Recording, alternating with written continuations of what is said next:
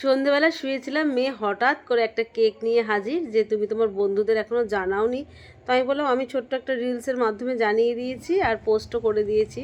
তো তুই যখন এনেছিস চল। হ্যালো বন্ধুরা, 100 কমপ্লিট হয়ে গেছে, তাই আজকে এই ছোট্ট একটা সেলিব্রেশন করছি। তো তোমাদের সকলকে অসংখ্য অসংখ্য ধন্যবাদ। তোমরা যদি পাশে না থাকতে 100 কখনোই সম্ভব হতো না। তো সবার প্রথম তোমাদের সঙ্গে একটু শেয়ার করলাম, তারপরে আমি খাবো প্রথমে, কারণ এর সমস্ত কষ্টটা আমি করেছি আর মেয়ে কেকটা এনেছে। মিঠাইকে খাওয়া। মিঠাই খাবি তো? ওই আসো মিঠাই। তো কেক খেতে ভালোই বাসে, যদিও আমি কেক খেতে ভালোবাসি না, আমার মেয়ে এটা ব্যবস্থা করে দিয়েছে। কেক কাটার কোনো ইচ্ছা ছিল না বন্ধুরা, আমার হনুমানজির জন্য আমি যেটুকু পেয়ে আমি আজকের এই 100 আমার কমপ্লিট হয়েছে, সেটার জন্য আজকে আমি আমার বজরঙ্গলিকে যথাসাধ্য যেটুকু পেরেছি আমি তার চরণে আমি নিবেদন করে এসেছি।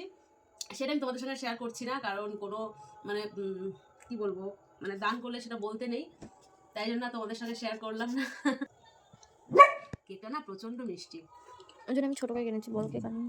বন্ধুরা বক বক করতে করতে আমি মোমবাতিটাকে নেভাতেই ভুলে গেছি। তো নিজে নিজে একটু হাততালি দিচ্ছি, সাথে ওপারে মেয়ে আছে যেটা ক্যামেরা ধরে রয়েছে।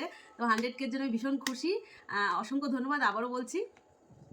ইয়ে, এইভাবে আমার পাশে থেকো, ছোট ছোট ভিডিও দেওয়ার চেষ্টা করবো। নমস্কার।